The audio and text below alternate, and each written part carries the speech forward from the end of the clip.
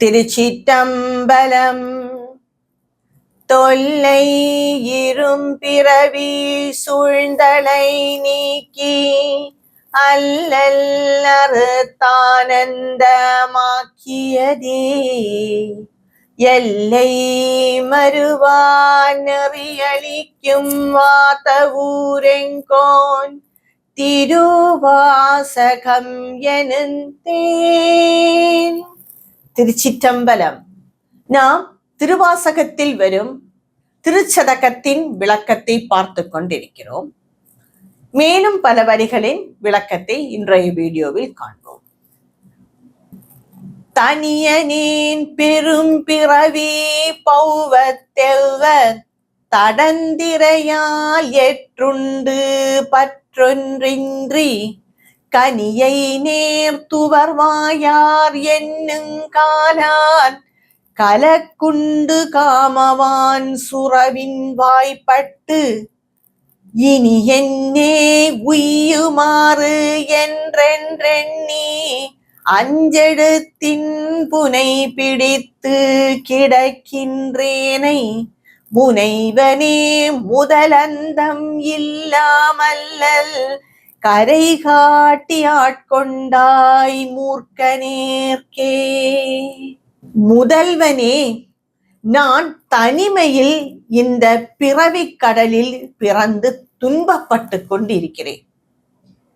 நான் பெரும் அலைகள் தடந்திரையால் எற்றுண்டு பற்றொன்றின்றி, நான் வேறு எதுவும் எனக்கு ஆதாரம் இல்லை, வேறு எதையும் நான் பிடிக்கவில்லை. நான் தனிமையிலேயே எனக்கு ஒரு துணை இல்லாமல் பெரும் அலைகள் வருகின்றன இந்த சம்சார கடலில், அதாவது இந்த பிறவிக் கடலில் பெரும் அலைகள் வருகின்றன.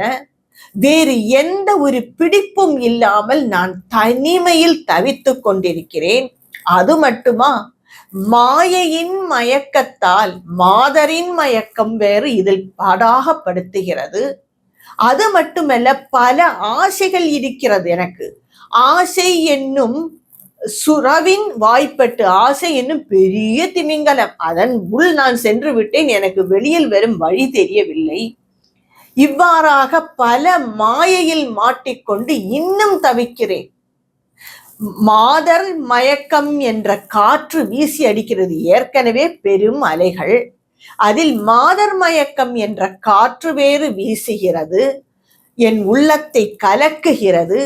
ஆசை என்னும் திமிங்கிலம் என்னை விழுங்குகிறது. நான் தனிமையில் இருக்கிறேன், எனக்கு வேறு ஏது துணையும் இல்லை. அவ்வாறு நான் எழுந்து கொண்டு இருக்கும் பொழுது என்னை நீ ஆட்கொண்டு விட்டாய். எவ்வாறு ஆட்கொண்டு விட்டாய்? அஞ்செழுத்தின் புனை பிடித்து கிடக்கின்றேனே. அஞ்செழுத்து மந்திரமான ஓம் நமச்சிவாய என்ற மந்திரம் எனக்கு ஒரு தெப்பம் போல் என்னை காப்பாற்றி விட்டது இந்த பெரும் கடலில் இருந்து. இந்த பெரும் பிறவிக் கடலில் இருந்து ஐந்தெழுத்து மந்திரமான ஓம் நமச்சிவாய என்ற மந்திரம் என்னை காப்பாற்றி விட்டது.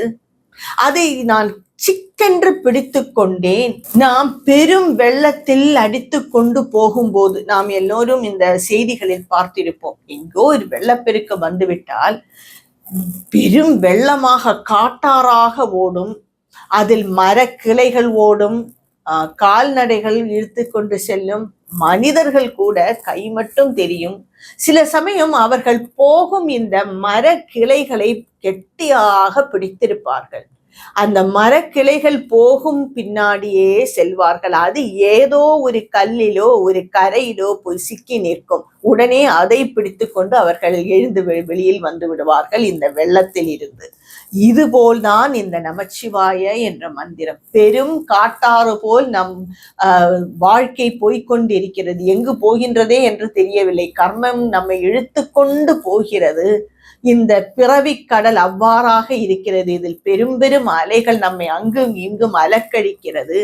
இதில் அந்த மரக்கிளை போல் வந்தது அந்த நமச்சிவாய என்ற மந்திரம். அதை கெட்டியாக பிடித்து கொண்டோம். அதனால் அது எங்கோ கொண்டு நம்மை கரை சேர்த்து விட்டது. இவ்வாறாக கூறுகிறார் அடிகளார். இது நமக்கும் பொருந்தும். ஏனென்றால் பல துன்பங்களில் இருந்து இந்த மந்திரத்தையே கூறி நாம் வெளியில் வந்த பல சந்தர்ப்பங்கள் நம் வாழ்க்கையில் நடந்திருக்கலாம். முனைவனே, முதல்வனே, முதல் அந்தம் இல்லாதவனே, கரை காட்டி ஆட்கொண்டாய். நீ என்னை ஒரு கரையை காட்டி என்னை நீ காப்பாற்றி விட்டாய். யாரை? இந்த மூர்க்கனே. இந்த மூர்க்கன் என்றால் என்ன சொன்னாலும் புரியாது, சொல் புத்தியும் இல்லை, தனி புத்தியும் இல்லை. இவர்களை தான் மூர்க்கன் என்று கூறுவார்கள். ஒன்றில் நமக்கு நல்ல புத்தி வேண்டும், இல்லை என்றால் மற்றவர்கள் கூறும் நல் புத்தியை புரியும் அளவுக்காவது புத்தி வேண்டும். இதை இரண்டும் இல்லை என்றால் நான் பிடித்த முயலுக்கு 3 கால் என்று நிற்பார்கள் இந்த மூர்க்கர்கள். அப்படிப்பட்ட ஒரு மூர்க்கன் நான். என்னை இந்த 5 எழுத்து மந்திரம், நமச்சிவாய என்ற மந்திரம் என்னை கரை சேர்த்து விட்டது தலைவனே, முதல்வனே என்று கூறுகிறார் அடிகளார். மிக அருமையான பாடல் இது. நாம் எல்லோருமே இப்படித்தான் இருக்கிறோம். ஏதேதோ அழகு என்று நினைத்து அதன் பின் செல்கிறோம். ஏதெல்லாமோ நம்மை காப்பாற்றும் என்ற நம்பிக்கையில் நாம் அதன் பின்னாக செல்கின்றோம். இந்த 5 எழுத்து மந்திரத்தை விட்டுவிட்டு வேறு எது எல்லாமோ நமக்கு கை கொடுக்கும் என்ற நம்பிக்கையில் நாம் அதன் பின்னே செல்கின்றோம். நம்மை ஆட்கொண்ட அந்த சிவபெருமான் நம்மை அவ்வழியில் எல்லாம் விடாமல் நம்மை காப்பாற்றி வருகிறார். நமக்கும் இந்த பாடல் மிகவும் பொருத்தமான பாடல். கேட்டாரும் அறியாதான் கேடொன்றில்லான், கிளையிலான் கேளாதே எல்லாம் கேட்டான், நாட்டார்கள் விழித்திருப்ப ஞாலத்துள்ளே, நாயினுக்கு தவிசிட்டு நாயினேற்கே, காட்டாதனவெல்லாம் காட்டி பின்னும் கேளாதனவெல்லாம் கேட்பித்தென்னை, மீட்டேயும் பிறவாமற் காத்தாட்கொண்டான், எம்பெருமான் செய்திட்ட விச்சைதானே. யாவர்க்கும் புரியாதவன் அந்த ஈசன், அந்த சிவன். இவரை கேட்டு நமக்கு புரிய முடியாது. கேட்டாரும் அறியாதவன். யாராவது கூறி, குருமார்கள் கூட ஓரளவுக்கு கூறலாமே தவிர முழுமையாக நமக்கு அவரை பற்றி கேட்டு புரிய முடியாது. ஏனென்றால் இந்த கேள்வி ஞானம், இந்த பார்ப்பது, பேசுவது, இதெல்லாம் இந்த இந்திரியங்களும் மனதிற்கும் உட்பட்டது. இறைவனோ, ஈசனோ அந்த இந்திரியங்களையும் மனதையும் கடந்தவன். ஒரு இந்திரியங்களுக்கு உட்பட்டவன் அந்த ஈசன் இல்லை. அதனால் அவரை பற்றி கேட்டு கேட்டு கேள்வி ஞானத்தில் முழுமையாக புரிய முடியாது. ஓரளவுக்கு புரியலாமே தவிர ஆழ்ந்த தியானத்தில் தான் அவரை முழுமையாக உணர முடியும். அவர் நம்மை விட்டு வேறல்ல, நான் தான் அவன், அவன்தான் நான் என்ற ஒரு உணர்வு இப்பொழுது நாம் கூறலாமே தவிர அந்த முழுமையான அந்த ஒரு அனுபவம் ஆழ்ந்த தியானத்தில் சித்தர்களுக்கு தான் கிடைக்கும். நாம் அவர்கள் நிலைக்கு உயர்ந்தால்தான் நமக்கு அது புரியும். அதனால் கேட்டு யாரும் அறியாதவன், அவரை பற்றி கேட்டு புரிய முடியாது. அது மட்டுமல்ல, நம்மை விட்டு வேறு ஒன்றாக இருந்தால் நம்ம அதை பற்றி விளக்கலாம். நாமே அதுதான் என்றால் எப்படி விளக்க முடியும்? He is not an object to be described or to be explained. He is the subject. நான் எனும் ஆத்மா அவனாக இருக்கிறான், எனக்குள்ளே அவன் இருக்கிறான், என்னை விட்டு அவன் வேறில்லை. இந்த உலகில் இருப்பது அவன் ஒன்றுதான், காண்பதெல்லாம் மாயைதான். அதனால் அவரை பற்றி கேட்டு புரிவது நடக்காத காரியம். கேடொன்றில்லான், அவனுக்கு வேற எந்த கேடும் வராது. ஏனென்றால் மற்ற எல்லாம் கேடு வருகிறது என்றால் அதெல்லாம் ஒரு செயற்கையாக உள்ளது. பலது சேர்ந்திருந்து இது உருவாகிறது. நாம் உடம்பே 5 பூதங்களால் சேர்க்கை. ஏதோ ஒன்று தவறிவிட்டால் எல்லாம் பொத்தொன்று விழுந்துவிடும். ஆனால் ஈசனோ அவனன்றி வேறு ஏதும் இங்கு இல்லை. அவனுக்கு அந்தமே இல்லை, ஆதியும் அந்தமும் இல்லாதவன் அவன். அவனுக்கு எந்த கேடும் வராது. கேடொன்றில்லான், கிளையிலான், அவருக்கு சொந்த பந்தங்கள் எல்லாம் ஒன்றும் இல்லை. இருப்பது அவன் ஒன்றுதான். கிளையிலான், கேளாதே எல்லாம் கேட்டான். அவருக்கு நமக்கெல்லாம் காது இருந்தாலே சரியா கேட்காது. ஏதோ ஒன்று நினைத்து கொண்டிருப்போம், அவர்கள் ஏதோ ஒன்று கூறுவார்கள், பாதி விட்டு விடுவோம். இவருக்கோ காதென்றும் இல்லை. ஏனென்றால் இந்த காதெல்லாம் இந்திரியங்களுக்கு உட்பட்டது, நமக்கு இருக்கிறது. அவன் இந்திரியங்களையும் கடந்தவன். அவனுக்கு காதோ கண்ணோ எதுவும் இல்லை. ஆனால் எல்லாம் அறிபவன், அறிவு ஸ்வரூபம் அவன்.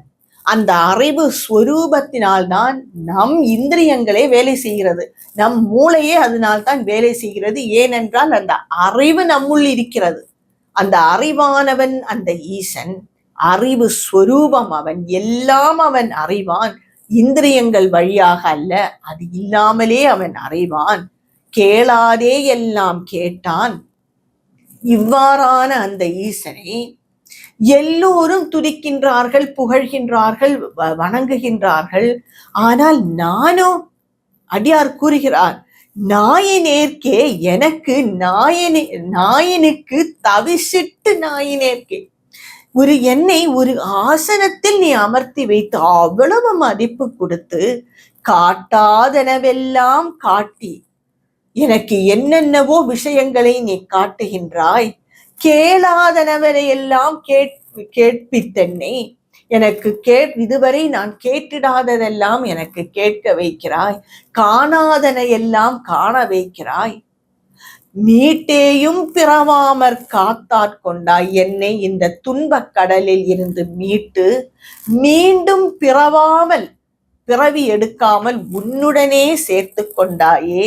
எம்பெருமான் செய்திட்ட விச்சைதானே, இது உன் விருப்பம் தானே, இது உன் வித்தை தானே, இது உன் மாயை தானே, அந்த எம்பெருமானின் மாயை தானே இது. வேறு என்னவாக இருக்க முடியும்? அவனின் விருப்பம் தானே இது என்று கூறுகிறார் அடிகளார். மேலும் அவரின் இந்த பாடலின் வேறு சில வரிகளை என்னுடைய அடுத்த வீடியோவில் காண்போம்.